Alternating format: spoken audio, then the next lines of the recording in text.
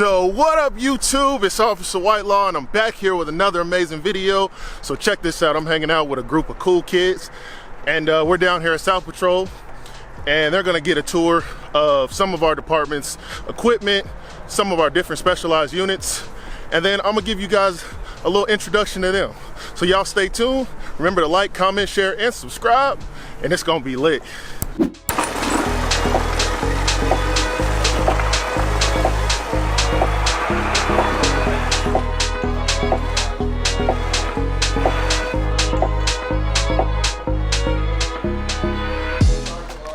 You guys saw what came in. That's our newest robot. It's made by a company in Tennessee. They make moon rovers too. They do all kinds of stuff, but that one there weighs about 1,100 pounds. We wanted to do the same thing as we could do, so I don't have to put this suit on and go handle it myself. If we could handle it with a robot, that's what we do. It's got 8 or 9 different cameras on it. A disruptor, picks up about 250 pounds. And it costs about $500,000. So 5,000? Huh? 500,000. Yeah. So they last a long time. You know? I mean, the last robot we had we bought in 2004, so we just replaced it with that one, and we still have that one for our second. And it's all stored in the truck. It's behind us, and when you guys get done, feel free to walk around it. But we do everything from inside that truck. Operate the robot. If your parents ever say video games are worthless, that one runs on an Xbox controller. So, Why use an Xbox controller? That's what they decided to control it with, the companies do. So, when I started doing this job, I've been in the bomb squad since 2005. So when I first started, our first robot had knobs and switches and you move stuff with servos because that's what I grew up doing. But they figured out real quick with technology, because the military uses the same robots as we do.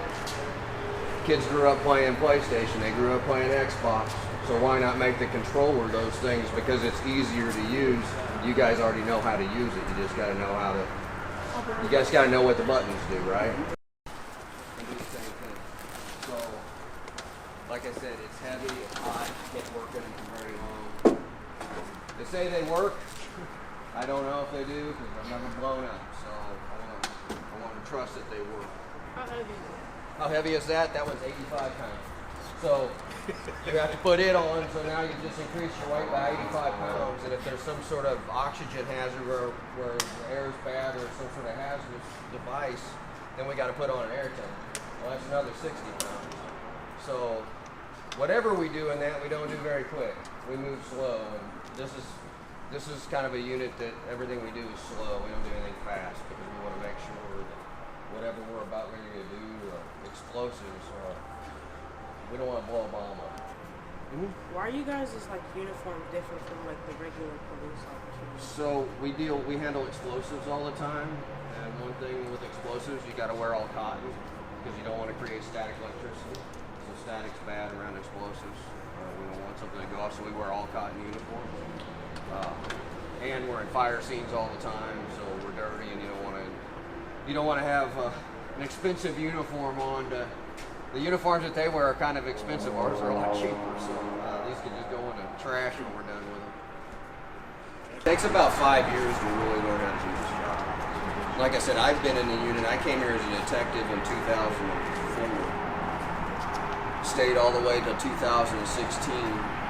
Got promoted, and I came back to supervise. So, like I said, I've been in the unit the majority of my career. I was in this unit, and the other part of my career I was in the homicide unit. So I spent all my entire police career, except for about 18 months of it being a detective. The back here is where we keep our robot. Drive them in from the side. So this is our secondary battery for the robot.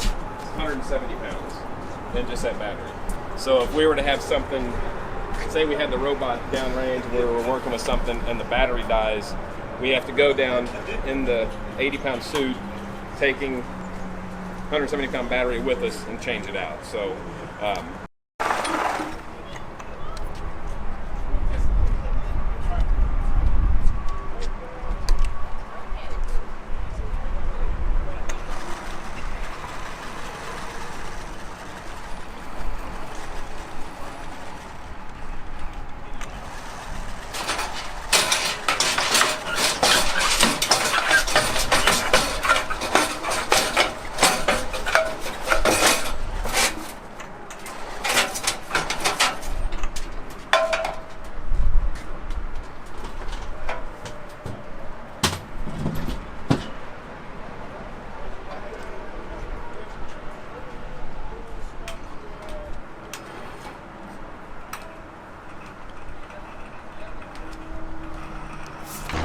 crew split up a little bit.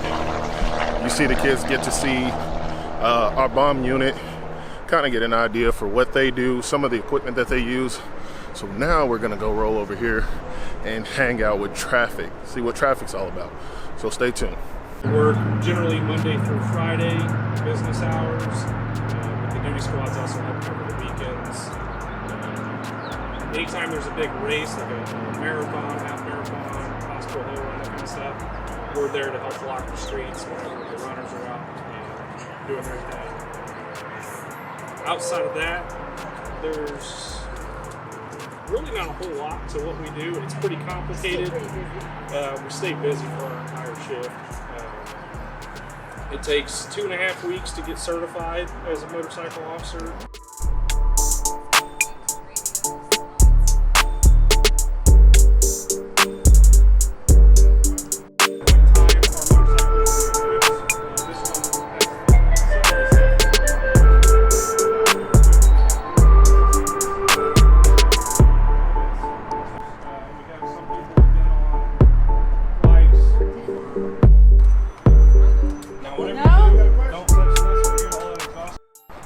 Swing your leg over.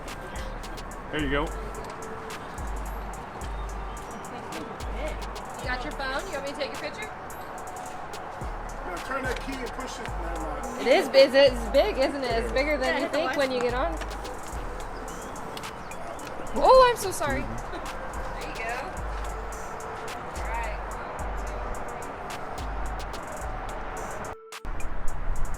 This is cool. Pretty neat, huh? Best job in the department. It's way big. I have a bike of my own at home. Second best job in the world. Okay. Well, this also about it, right?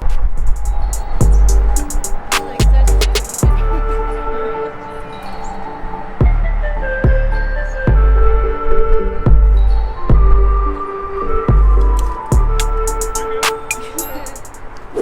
All right, guys, so we moving through.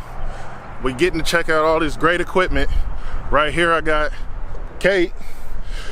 Okay. Hello. So, oh, get you in focus. So how you doing, Kate? Good. It's been a lot of fun. Yeah? So, did you enjoy getting on the motorcycle back there? Yeah. I mean, I thought it was going to be a little scary, but it's pretty easy. It was fun. Oh, yeah. Not a lot of people would get that experience. Yeah. What are we headed to now? Oh, tech. Tag. All right. Check this out.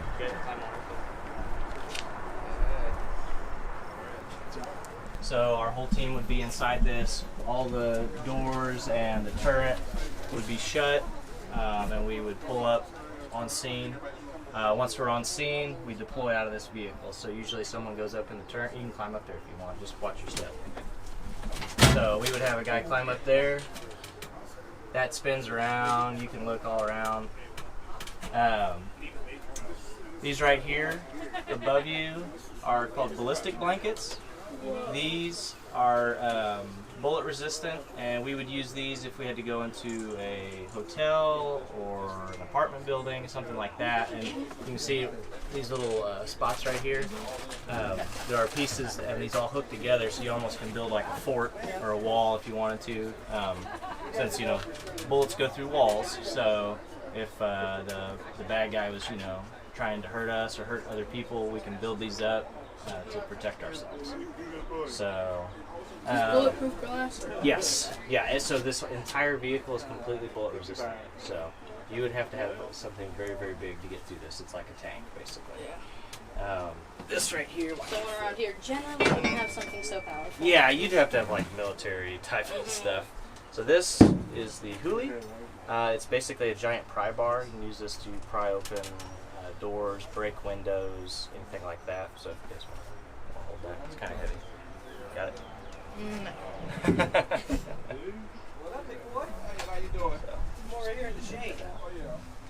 So yeah, we have all kinds of equipment in here.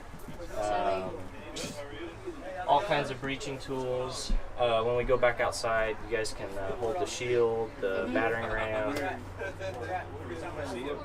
So, Alone could do a lot of damage. what's that?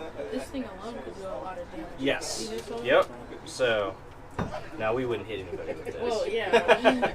No, we wouldn't hit anybody with this. So I was just telling the last group, so we can move vehicles with this if we need to. If the vehicle had someone in it, we probably wouldn't hit the vehicle because it could really hurt them. There's a cable winch on the front, so if there was a vehicle blocking our path to where we needed to get to, we can hook onto that vehicle and basically just drag it out of the way. The entire process, it's a tryout process basically. How long does that generally take? It's usually a few weeks. There's a physical agility course that you have to run.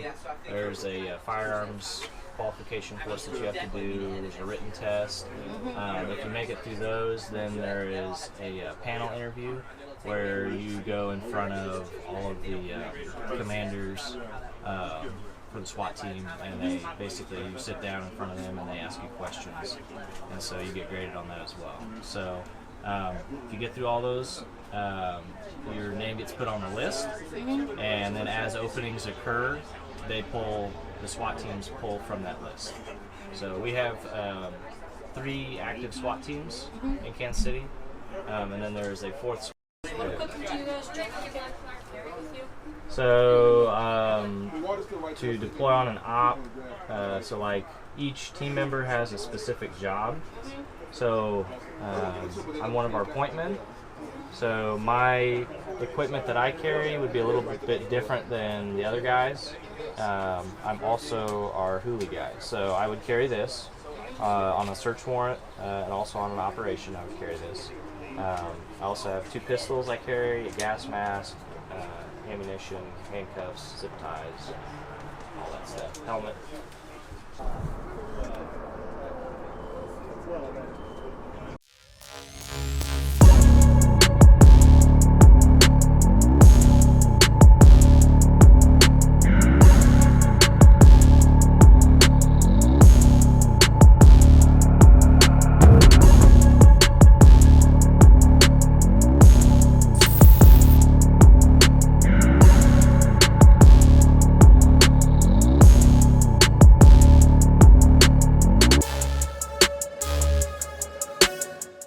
So now that the kids have seen the SWAT team's bear, which is just a huge armored tank, we're gonna head over to check out the Canine. I showed the kids the video from our vlog number 2, which is the Canine Unit, and they've been stoked about being able to see the dogs and what they do up close and personal.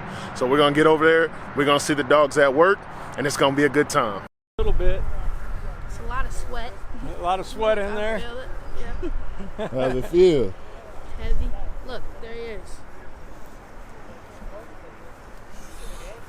Anybody else want to try it on real quick? They do get sweaty really quick in the summertime, that's for sure. I am almost. Look out, he's loose. Ah.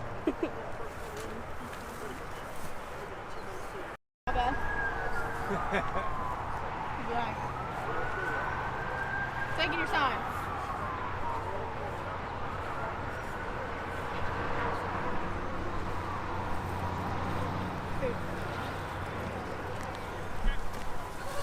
Here.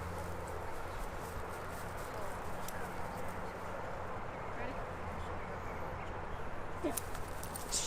Oh. Atta man. That's a good boy. Oh. Good boy. Good boy. Oh. Don't move. Ajax. Here. Woo.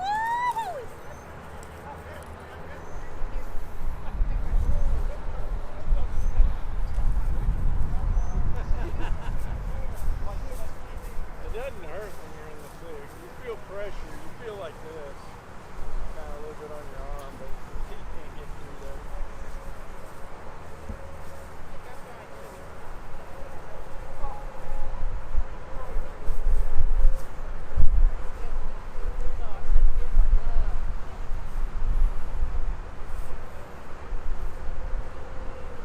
Here.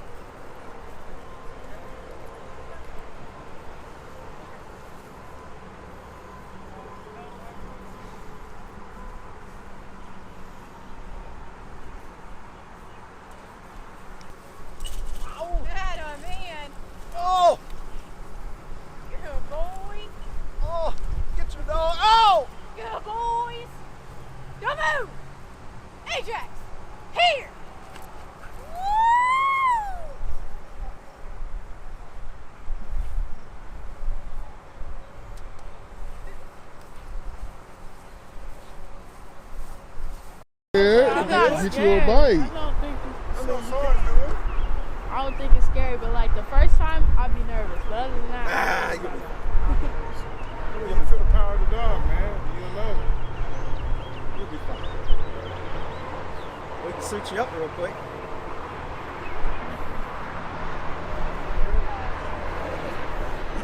You have a cool story when you go back to Omaha, man. None of your friends had that story. So on average, every Wednesday, they have like 10 or 15 out here training. They got a constant, Oh, more dogs than that.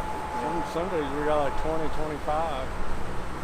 It just depends on. Like there's a guy over there training with the bomb dogs. He's from the ATF, federal agent. So the kids have seen the dogs at work up close and personal. Some of them have even tried on the bite suit. So what we're gonna have planned next is we're gonna go over and check out the drone operators, see what they're doing with the drones, and also we've got a special visit from 690, which is our helicopter unit.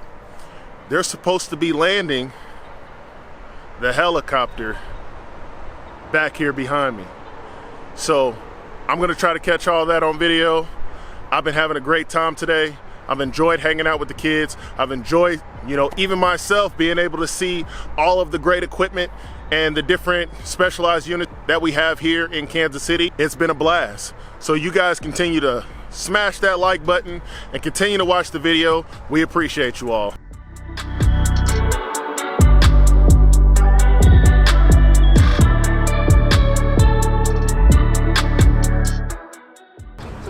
What they lay underneath them in.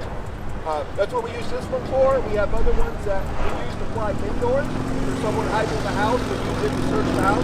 We don't have that one outside because it doesn't work outside well. It's better for indoors. So I'll launch it up and kind of show you guys what it kind of looks like.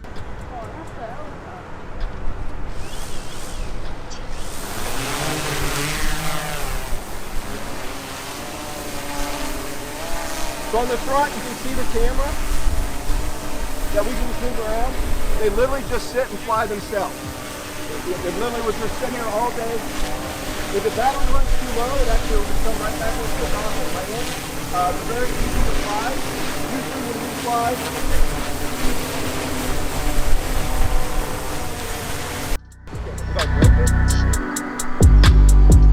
like how much would it cost? Oh, like how much would you buy another one?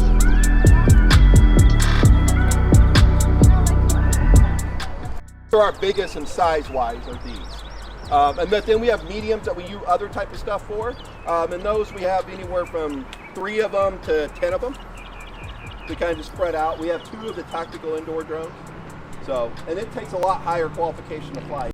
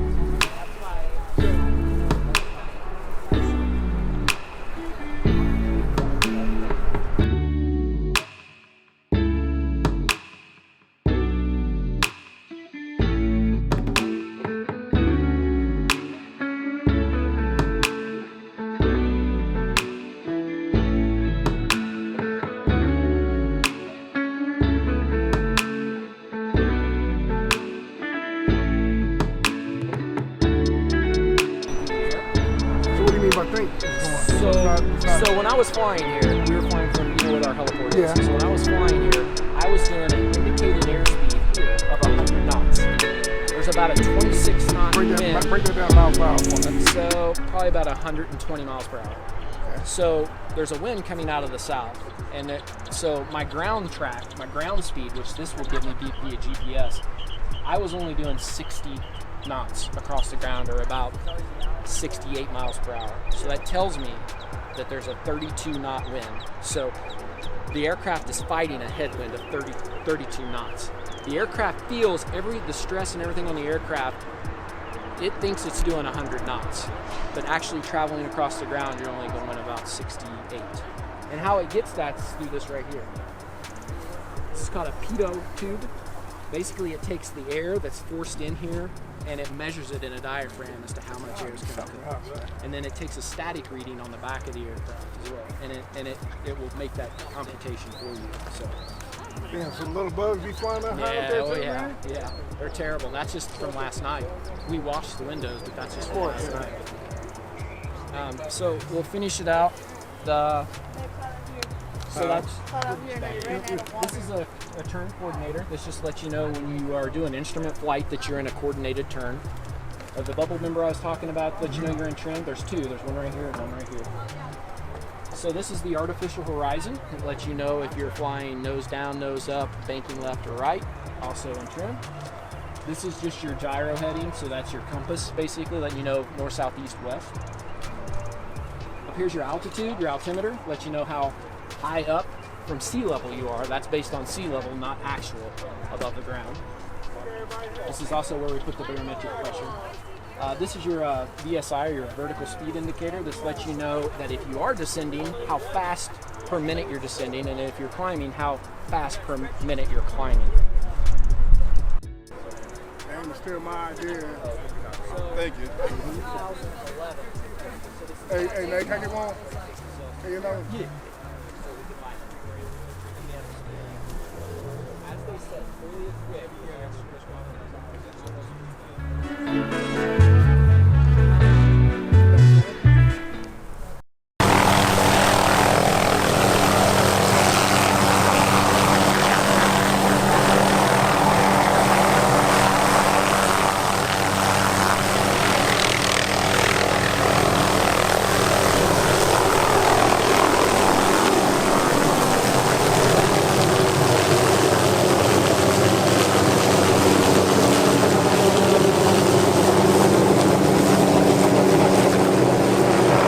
Alright, for all of you who have still tuned into the video, check this out. So we're going to get a rundown of just what the Youth Academy is all about.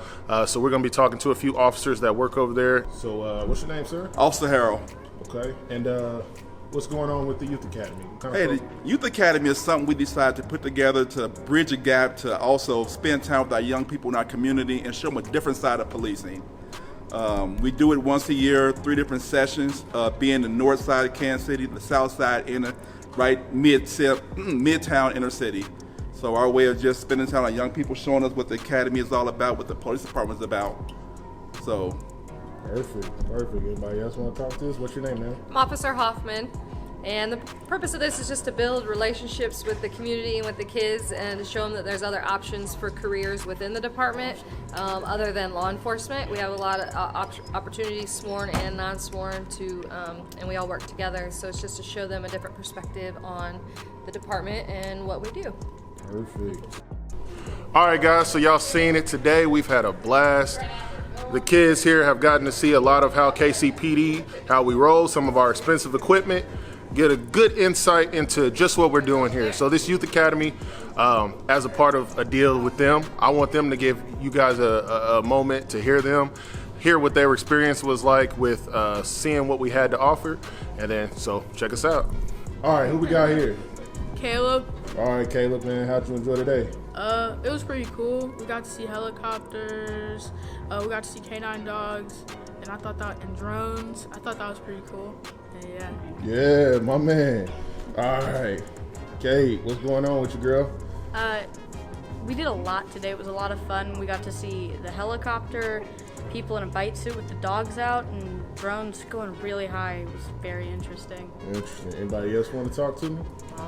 My name's Caleb, and today we got to see, dogs, and we got to see the helicopter take off, and just amazing things at the police academy. Oh man. Come on in, man. I'm just gonna have to walk up to everybody now. What's going on with you, bro? My name is Josiah. We have some fun today. Did K9 and got to go in a military vehicle. Got you. What's going on with you, sir? Today was a fun day because we got to see like dogs bite people, and we got to see like an armored truck, and it was really cool. You enjoying the academy? Yeah, it's really fun. Oh man. All right. Everybody else, so I'm gonna show y'all off. I'm gonna show everybody else hide and look at them running around. They don't want to be in the video. But all right, man. So who wants to close this out? You want to close this out? You know what to say? Yeah. You gotta get hyped. Hold on, let me get in there with you. Get hyped. Doing well. All right, so Caleb, we're gonna close this out. We will be back for another banger video. Remember to like, comment, and subscribe. Yes, sir.